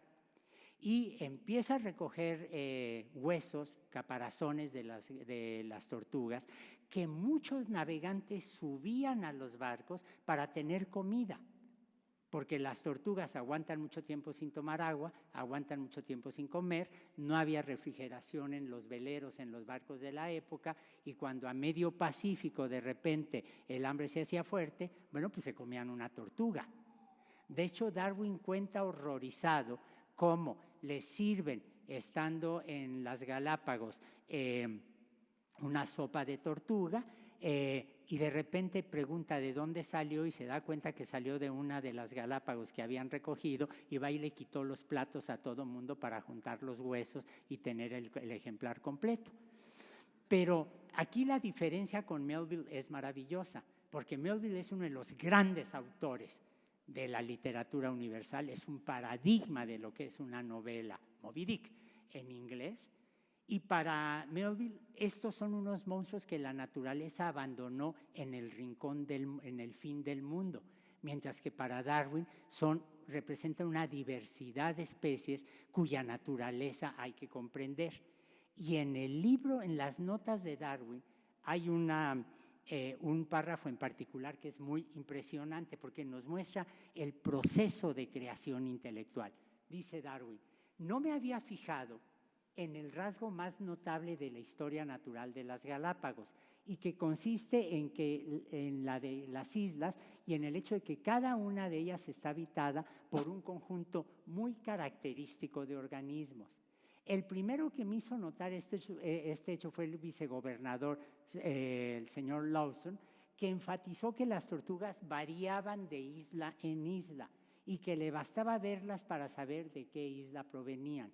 No le presté atención a esta afirmación durante un tiempo. Para que yo tenga selección natural, necesito diversidad biológica. Y no fue Darwin el que lo notó en el caso de las tortugas. Fue el gobernador inglés que llevaba mucho tiempo que le dijo: varían de isla en isla, pero todas son Galápagos. Y esto se quedó en el fondo del inconsciente, en la memoria de Darwin, y de repente se dio cuenta unos meses más tarde, unas semanas más tarde, lo que esto quería significar. Y se dio cuenta cuando ya habían abandonado las Galápagos y cuando ya iban rumbo a Tahití. Y en las notas ornitológicas, así se llaman, están las primeras anotaciones de Darwin sobre evolución. Estaba todavía en el Beagle, y Darwin dice: miren, la letra, bueno, todos conocen la anécdota. Darwin había sido estudiante de medicina, fracasó, pero la letra de cirujano la preservó hasta el fin de sus días, porque cuesta mucho trabajo leerlo.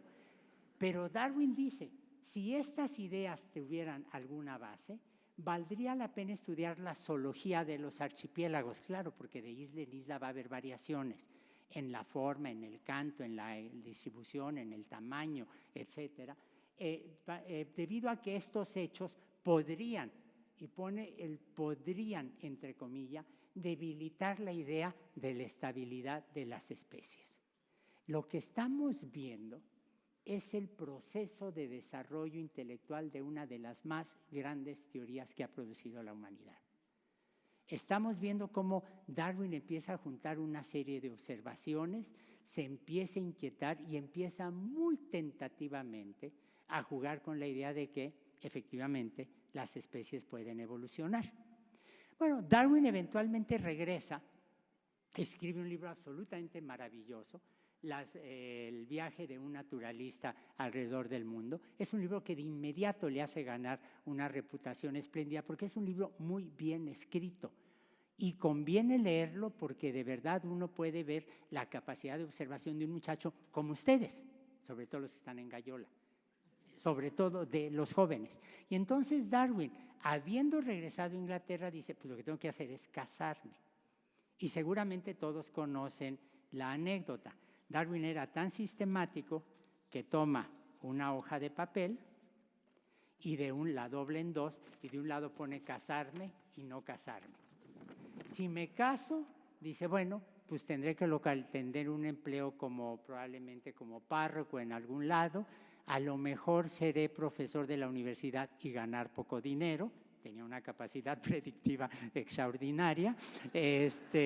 Probablemente comprarme un perro, seguir montando y tener hijos y ya.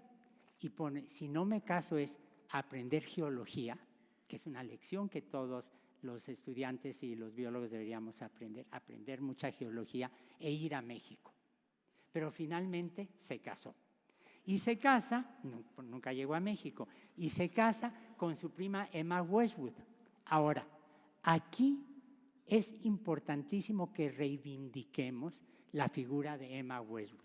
Ella fue una mujer absolutamente brillante que a la muerte de Darwin se retira de cualquier actividad pública. Pero Emma Wedgwood, que era prima de Darwin, cosa que siempre lo va a angustiar a él porque tenía el temor que hubiera males hereditarios que los niños pudieran, que sus hijos pudieran heredar. Emma Wedgwood hablaba francés, hablaba italiano, era una lectora espléndida, había viajado por toda Europa, había tomado clases de piano con Chopin, era una pianista extraordinariamente desarrollada, tenía una capacidad musical enorme, pero sobre todo era una mujer extraordinariamente inteligente y la compañera ideal para Darwin. ¿Por qué les digo que era la compañera ideal? Porque no solamente fue una mujer fiel, amorosa, dedicada, que lo apoyó en todo, sino porque además Darwin le tenía tanta confianza que en varios de sus escritos él propone una serie de ideas, las dejaba sobre la tapa del piano en la noche. Emma se levantaba temprano, veía las notas y daba su aprobación o no. Darwin propone una idea sobre el origen del ojo, y el ojo, que es una estructura de una complejidad anatómica y funcional extraordinaria, y escribe, creo que el ojo se puede entender solamente como resultado de una serie de pasos graduales que fueron seleccionados de manera natural poco a poco. Deja esa nota y a la mañana siguiente Darwin escribe Big Assumption y pone sus iniciales ED. Big Assumption lo traduciríamos como sí, chucha, como no. Ella fue lectora, compañera, amante, fue una pareja absolutamente extraordinaria. Se quedan a vivir en Londres, pero en Londres en ese momento era extraordinariamente complicado. Había manifestaciones, había quemas de casas, se tomaron algunos bancos. Darwin no podía contender con esa situación. Se casa con Emma y miren, esta es la licencia de matrimonio y se dan cuenta la pésima letra de Darwin hasta cuando estaba escribiendo. Y, por cierto, Darwin siempre llegó tarde a todo. Cuando había un gran compromiso afectivo, llegó tarde a su matrimonio, llegó tarde al funeral de su padre, no quiso ir al funeral de su hija y se dan ustedes cuenta que tenía una fragilidad emocional con la que también es fácil identificarse. No era ese hombre mecánico que estaba escribiendo nada más por escribir. Eso sí, sabemos que la comida nupcial, como dijo Darwin, fue té y unos sándwiches que llevaban en el carruaje que los regresó a la casa porque ya no les dio tiempo para más nada. Darwin había heredado dinero, ella también, tuvieron varios hijos, se han recuperado en el último año algunos de los dibujos que hicieron los hijos. Son un par de dibujos de ellos. Probablemente es el propio Darwin dibujado por Francis, el hijo, cuando ya vivían en Down. Aquí ven los dibujos que hacían los hijos. Algunos sabemos que los coloreaba el propio Darwin, pero lo que conmueve mucho es cuando uno va a la casa de Down y darse cuenta que de un lado están los dibujos de los niños y del otro lado están los manuscritos del origen de las especies. Porque, claro, el papel era muy caro y Darwin se lo daba a los niños pues, para que lo aprovecharan en algo. Bueno, la casa de Down en Kent, en el condado de Kent, es una casa que pueden comprar gracias a un préstamo que le hace el papá de Darwin a él. Es una casa muy cómoda que rápidamente empiezan a ampliar, pero lo que es fascinante es, son ingleses, el jardín, pero además en una zona que es visible, lo voy a tener que señalar aquí, atrás de esta planta grande, Darwin empieza a hacer una serie de experimentos de competencia entre las especies. Hace un jardincito para ver si especies muy cercanas compiten entre sí, si el espacio es un elemento que favorezca la interacción negativa o positiva de las especies. Y Darwin, estando en Down con dinero, sin tener que preocuparse por dar clases, por los reportes a la universidad cada año de lo que hice, sin tener que pelearse por el SNI, etcétera, se puede dedicar de tiempo completo a la escritura, al análisis de la obra y hacer experimentos en su casa.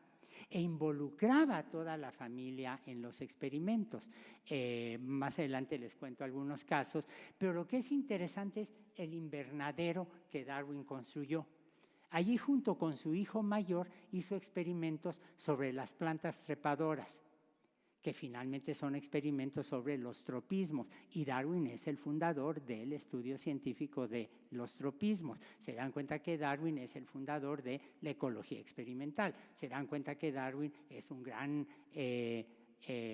contribuye de una manera extraordinaria a la biogeografía y es el autor de la teoría de la selección natural. Darwin siempre padeció del estómago, nunca ha quedado claro qué era lo que tenía. Hay quienes dicen que era un problema psicosomático, otros que estaba enfermo de Chagas, otro que tal vez tenía úlceras pépticas, nunca ha quedado claro el asunto. Pero Darwin, después de comer, se iba a pasear por el campo que tenía y cuando uno va por allí, yo he estado 3 veces allí, siempre recoge una piedrita o algo así, y uno de los vigilantes me dijo, los mexicanos siempre se llevan algún recuerdito de la casa de Darwin, cosa que me pareció bonito, porque finalmente refleja la manera tan natural en que los mexicanos hemos aceptado la teoría de la evolución y la admiración que se tiene para el personaje. Bueno, Darwin también le gustaba ir mucho al zoológico. Y en el zoológico, en ese día, en esa época, los zoológicos no eran como ahora. Sorprende que no haya habido más niños que se los hayan comido los leones, porque los animales andaban más o menos libremente. Bueno, no creo que ni los leones, ni los tigres, ni nada, pero la gente se podía subir a los elefantes, las jirafas caminaban entre los visitantes, etcétera. Y Darwin se emociona mucho cuando se entera que al zoológico llega una orangutana, Jenny. Y Jenny la compran primero unos coleccionistas privados. A Jenny le enseñan a tomar el té y a hacer la reverencia. Y cuando la duquesa de Cambridge, que luego sería la princesa de Gales, vio a la orangutana cómo le hizo la reverencia y dijo, qué encanto de criatura. Y el arzobispo de Cambridge, que estaba allí, dijo, si habla la bautizo. Que es absolutamente maravilloso, porque se dan cuenta finalmente que a nadie se nos escapa la relación filogenética evolutiva tan clara que tenemos con los demás primates. Darwin se vuelve amigo del cuidador de Jenny y el cuidador lo dejaba cargar a Jenny, lo dejaba darle de comer, etcétera. Y por esas épocas nace Willy, el hijo mayor de Darwin. Y Darwin, buen padre, adora a Willy. Hay páginas muy conmovedoras sobre el gozo de la paternidad, de lo que significó la paternidad para Darwin, pero al mismo tiempo empezó a comparar la conducta de su bebé con la de Jenny. Y escribe una serie de notas que después se convertían en un artículo y luego en parte de un libro, en donde compara el desarrollo de los primates con el desarrollo de su propio hijo. Si esto les parece tan sorprendente, dense cuenta que todos hacemos básicamente lo mismo. Hay una anécdota maravillosa de la esposa de Francis Crick que cuenta que cuando nació la niña y lloraba, Crick se levantaba en las noches y Odile pensaba, qué padre tan espléndido tengo como marido, va a consolar a la niña. Pero un día lo siguió y se dio cuenta que Crick llevaba unos tubitos de ensayo para recoger las lágrimas de la niña y poder de ahí cristalizar algunas proteínas. no hay ninguna diferencia. O sea, se dan ustedes cuenta que todos hacemos exactamente lo mismo de una forma u otra. Bueno, pero donde realmente fue muy feliz Darwin fue en su estudio, con su familia, con una red de correspondencia asombrosa. Escribía una enorme cantidad de cartas, recibía una enorme cantidad de cartas. Ahora mismo hay una exposición en la Universidad de Cambridge que se llama La correspondencia de Darwin, donde se ve uno que lo mismo cuando le escribió un carpintero y le dijo, me encantaría leer su obra, pero soy un carpintero y no tengo dinero para pagarla, le mandó la obra de regalo. Le escribía, tenía una red de correspondencia con sus amigos que fue absolutamente esencial para el desarrollo de la teoría, pero también era un hombre común y corriente. En sus notas dice, hoy me siento muy mal y me siento muy estúpido y odio a todos y odio a todo lo que me rodea. Era un hombre común y corriente. ¿Se dan cuenta esto que a veces nos cuesta trabajo entender? Un genio, que el genio vaya asociado con los sentimientos que cualquier persona común y corriente pueda sentir.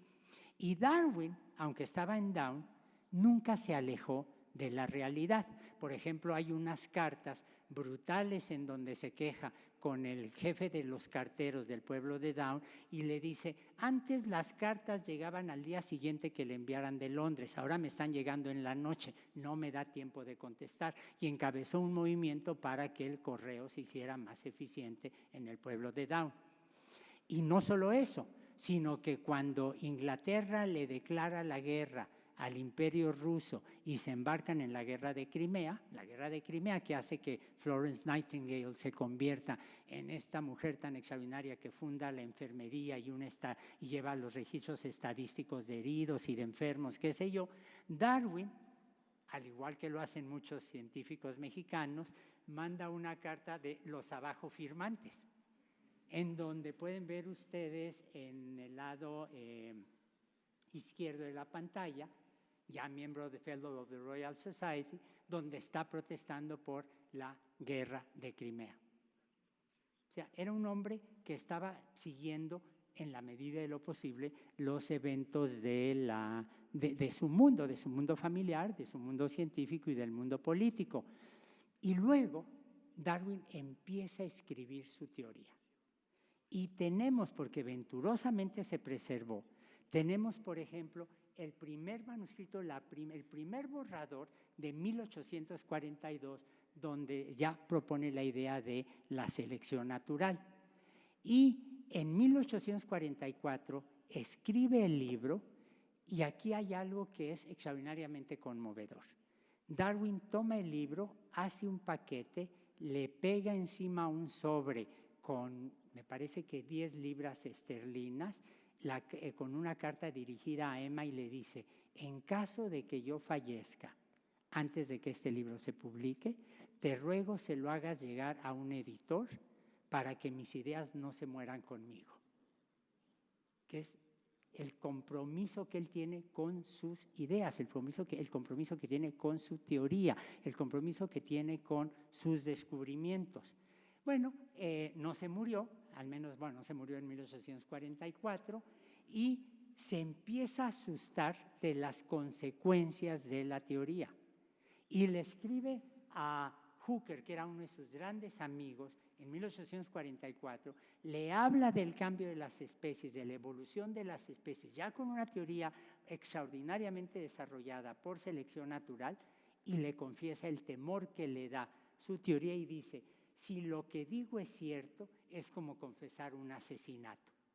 Y entonces Darwin tenía una serie de temores que incluían desde luego el ofender a Emma, que es esa parte poco estudiada que todo el mundo piensa que Emma era extraordinariamente cristiana y se hubiera irritado. Hay una carta muy conmovedora para que vean la intensidad de la relación, una carta que estaba doblada muchas veces y que Darwin siempre trajo en el chaleco,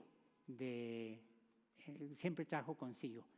Y en esa carta que le mandó Emma dice, lo único que me preocupa es que si tus teorías son ciertas, no estaremos juntos en la eternidad. porque Dios te habrá separado de mí. Y la carta tiene manchas de agua, son las lágrimas de Darwin, que le dice: cuando veas esta carta sabrás el dolor que me causan tus palabras y cómo siempre me ha acompañado. O sea, se dan cuenta que era una relación extraordinariamente envidiable, ya que más da lo de Fanny o de las Beautiful señoritas, ¿no? O sea, se dan cuenta que encontraron la pareja ideal el uno con la otra. Y es posible, no es claro, que Darwin haya tenido un cierto temor a dar a conocer sus ideas precisamente por la religiosidad, que tampoco está tan estudiada, de Emma Darwin. Pero Darwin llevaba una anotación perfecta, llevaba cuadernos, tenemos esos cuadernos. El año pasado,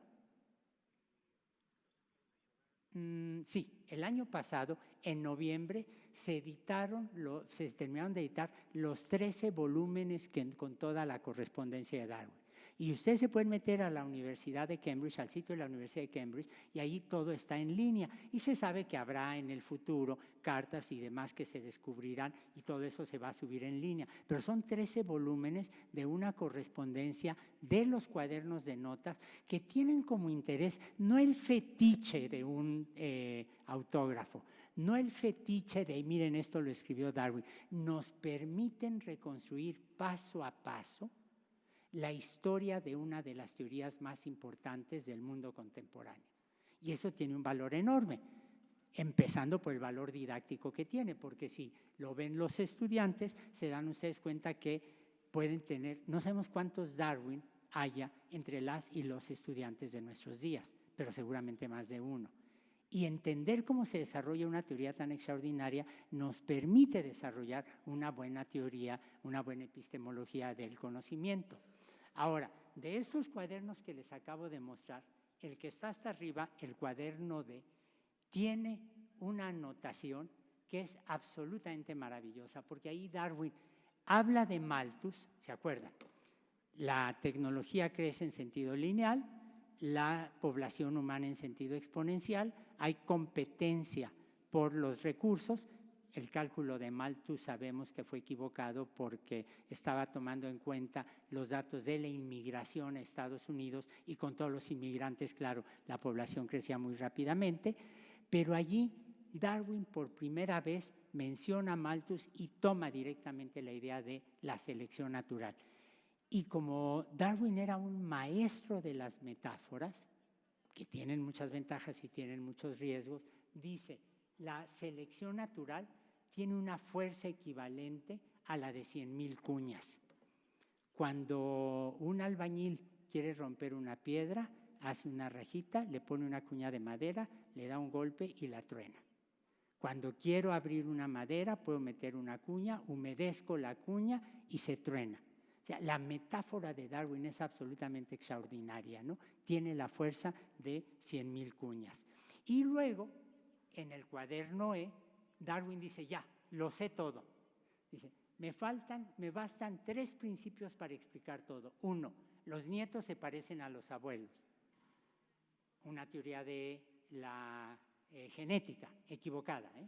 2, la tendencia a sufrir pequeños cambios, especialmente cambios físicos. Y 3, una fertilidad excesiva en proporción a lo que pueden proveer los progenitores. Y se dan cuenta que aquí tenemos el mejor resumen que Darwin pudo haber hecho de la idea de la selección natural. El libro se publica finalmente en 1859. Darwin estaba muy preocupado de que Wallace fuera a tener la prioridad. No sabemos qué tan preocupado. Nunca hubo un conflicto entre Wallace y Darwin. Los dos eran unos caballeros absolutos. Darwin se empeñó en ayudar a Wallace, que no las tenía todas consigo en términos económicos. Pero hay un texto que es muy poco conocido, que Darwin escribió con mucho cuidado en una revista que se publicaba para tener biografías y autobiografías de los ingleses más destacados, y le piden a Darwin, ahí lo pueden ver en 262, en la columna del lado izquierdo, y miren cómo Darwin describe su teoría. Lo que he hecho, esas son las palabras del propio Darwin, es recapitular los principales hechos y consideraciones que me han convencido del todo que las especies han sido modificadas durante un largo proceso de descendencia por la conservación o la selección natural de la sucesión de múltiples variaciones ligeras favorables. Selección natural. No puedo creer que una teoría falsa explique, como que me parece que la teoría de selección natural lo hace, los diversos conjuntos de hechos especificados arriba. No es una objeción válida que la ciencia aún no arroja luz sobre el problema mucho más profundo como el de la esencia de la vida o su origen. ¿Quién puede explicar cuál es la esencia de la atracción de la gravedad? A pesar de que Leibniz acusó a Newton de introducir cualidades ocultas y milagros en la filosofía, nadie se opone ahora a los resultados consecuentes con este desconocido elemento de atracción. A mí este párrafo, cuando lo encontré hace apenas unos cuantos meses, me conmovió enormemente, porque lo que Darwin está diciendo, no importa que no sepa cómo surgió la vida, que es el problema que a mí me interesa más, sé que una vez que aparece, la selección natural va a estar operando. Y se dan cuenta que tiene razón. Si no hay reproducción diferencial, no tengo selección natural. Y en una sopa primitiva no tengo reproducción diferencial. Pero se dan ustedes cuenta que aquí tenemos en las palabras de Charles Darwin muy claramente cómo él ve a sí mismo su teoría. Y la comparación con Newton no es gratuita. Los dos autores más mencionados en el origen de las especies son Lamarck, por el que Darwin tenía una admiración enorme, y Newton, por el que todos los ingleses tenían una admiración enorme. Era el epítome de lo que tenía que ser un científico. Y Darwin, con una habilidad política no trivial, pues menciona a Newton en el libro varias veces, y aquí lo menciona en el sentido de estar comparando su teoría con la de Newton. Darwin tenía muy clara la importancia de lo que había hecho, pero siempre se retrajo a la idea, siempre huyó de la idea de los honores, las medallas, etc. Bueno, en realidad hay muchos libros de Darwin, pero yo creo que se puede decir de Charles Darwin 3 libros distintos y una sola teoría verdadera. ¿Sí? Algunos reconocerán la frase. El origen de las especies, de 1859, en 1871, la aparición del hombre, la evolución del hombre, en donde Darwin dice, no tiene nada de sorprendente que nos contagiemos de virus y microbios que vienen de caballos, de cerdos o de murciélagos, que es exactamente lo que atestiguamos con la evolución, con la aparición del COVID-19. Y luego, en 1872, la expresión de las emociones en el hombre y los animales. Y ahí entraron en las páginas tanto su hijo Willy como, desde luego, la orangután Jenny, que finalmente se murió. Ahora, Darwin deja atrás esa resistencia a confesarse como no creyente, y Francis McDermott, no he averiguado, he tratado de buscar para saber quién era, le pregunta, ¿es usted creyente? Y dice, lamento tener que informarle de que no creo en la Biblia como revelación divina y por lo tanto tampoco en Jesucristo como el Hijo de Dios. Una confesión abierta de ateísmo o probablemente más correctamente de una actitud secular.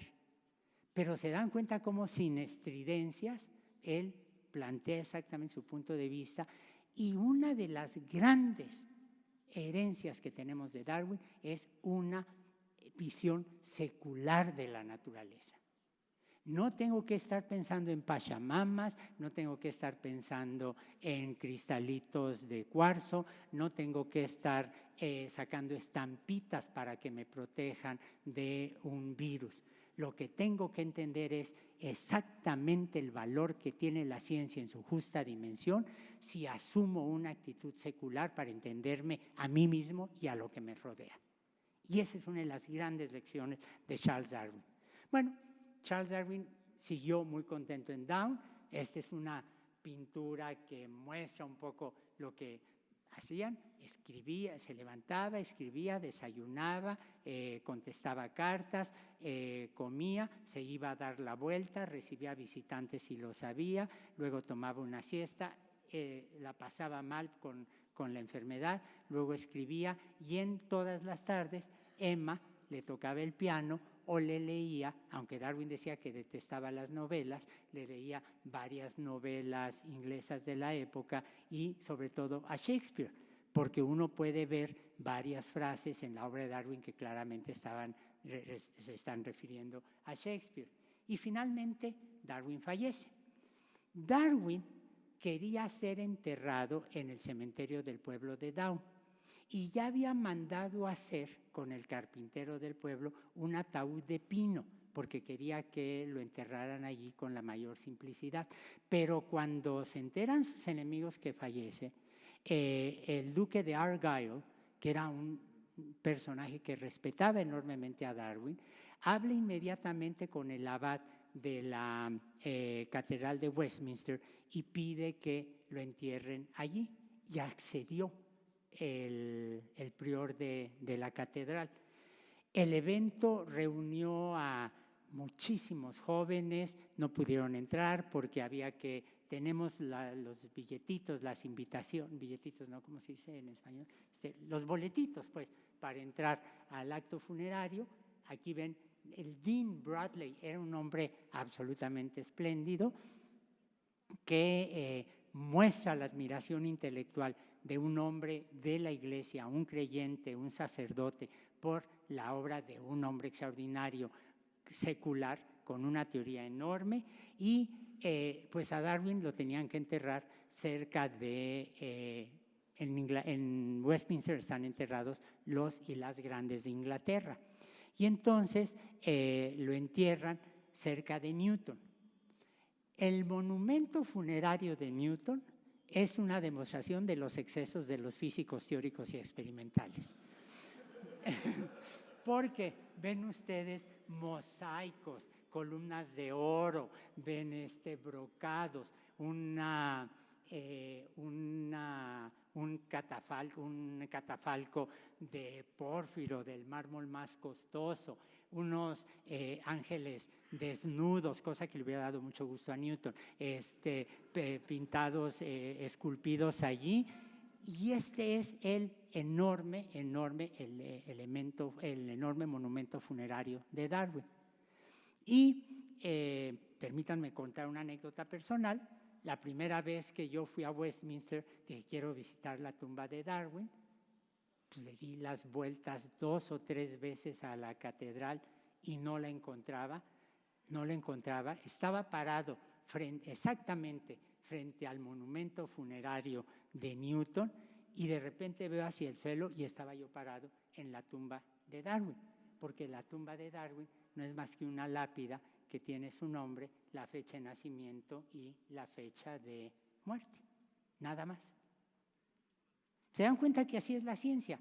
Lo mismo podemos festejar la memoria de personajes tan extraordinarios como Darwin, como Newton, como Madame Curie, pero finalmente en su obra y en la lectura crítica de su obra es donde les estamos haciendo el mejor homenaje.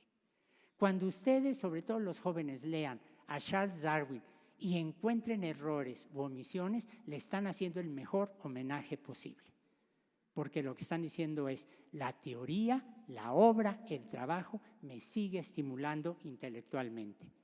Y aparte de esta tumba, uno de mis monumentos favoritos a la memoria de Darwin está en las Galápagos, en una escuela primaria muy pobre que está en el pueblo de El Progreso. La escuela se llama Charles Darwin y los niños cada mes le hacen un homenaje a su memoria. Muchas gracias.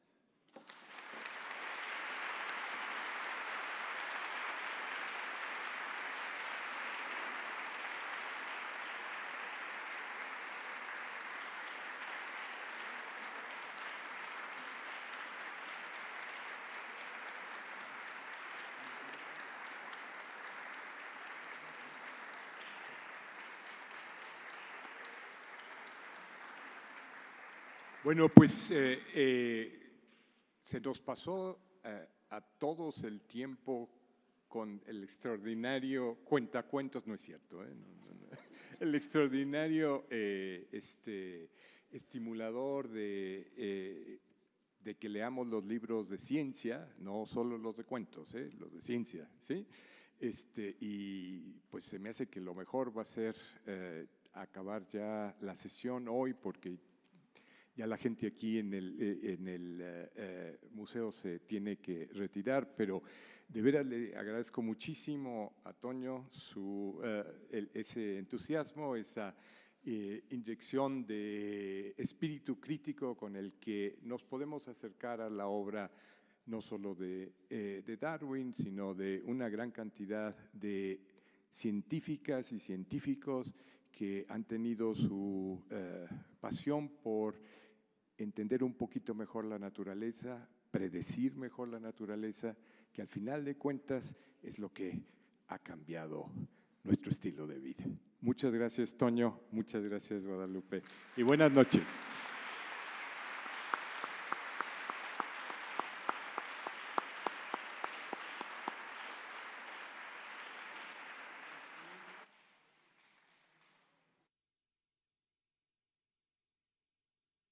Si alguna persona no ha visto la exposición, parece que la van a dejar abierta unos minutos más. ¿Ok?